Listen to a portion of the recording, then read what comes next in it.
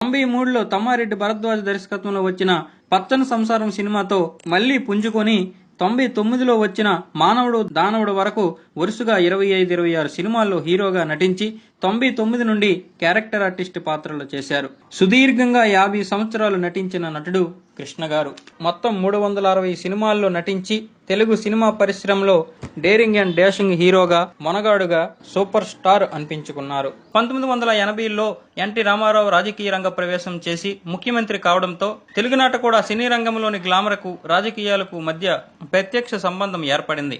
1982 December 17న Krishna కథానాయకుడిగా విడుదలైన రాజకీయ చిత్రం ఈనాడు. ఈ సినిమా అప్పుడే రంగప్రవేశం చేసిన తెలుగుదేశం పార్టీ సిద్ధాంతాలకు ప్రచారానికి అనుకూలంగా ఉంది. ఎన్నికలు 3 వారాల్లో ఉన్న స్థితిలో విడుదలైన ఈ సినిమా తెలుగుదేశం ప్రపంచంలో తన వంతు చిన్న పాత్ర పోషించిందనే చెప్పాలి. 1983లో తెలుగుదేశం పార్టీ ప్రభుత్వం చేపట్టి ఎన్టీ రామారావు